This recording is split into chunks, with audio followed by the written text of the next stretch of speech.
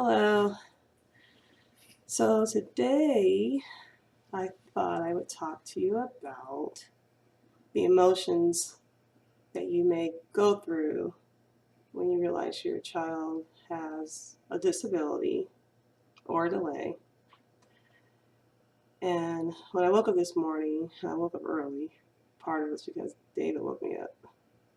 He's an early riser on weekends, and you have to wake him up on weekdays. Why he does that, I do not know.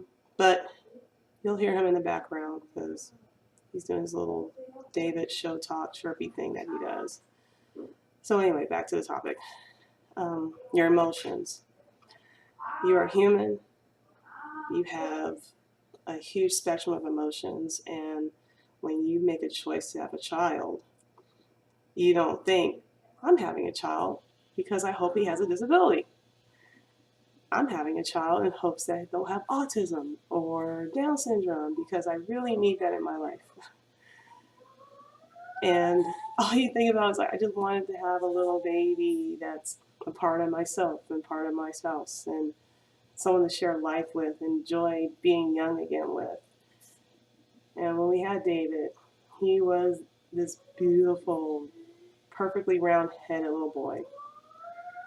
And even from birth, I noticed that there was something a little different about him. Didn't really want to think of it as a disability, an issue, but there was something different about him. And one of it was he had lack of eye contact.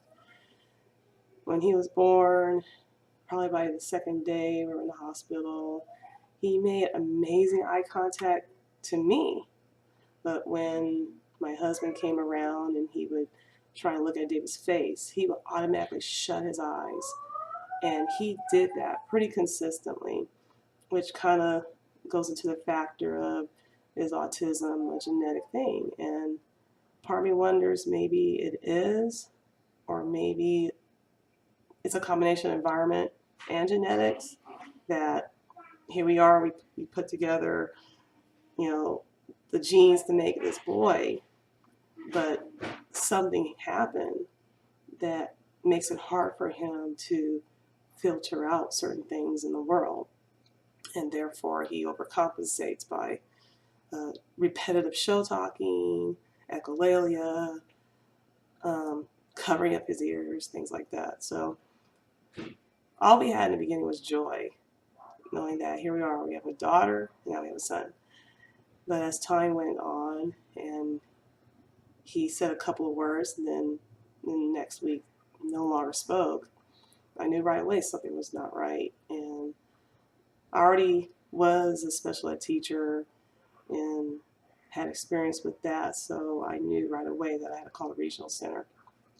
And so you just go into problem solving mode. You just want to do everything you need to do to get help, get the services going, because I knew that early intervention is a big deal in helping these kids. So didn't even think about so much of how this going to affect me in the long run.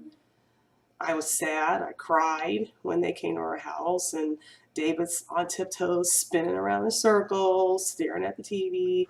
Um, the representative called his name. He never turned his head to his name. They clapped loud noises behind his head. He acted like he was deaf. And as the testing was continuing to go on, the evaluation, the more my heart just got broken and broken and broken, and I could feel the same in John. And that was the thing that was comforting, is that we went through it together, but because we're different people, we handled it differently. He in turn, I think John became more disappointed for sure, sad for sure, but anger. And that tends to be the emotion men tend to lean on, while women tend to lean more towards on the sad. And for me, I definitely was sad. And I would say for probably a few years, I was depressed and waking up with no hope, just going through the motions each day like a routine, going to work like a routine, put the face on, do whatever I could. And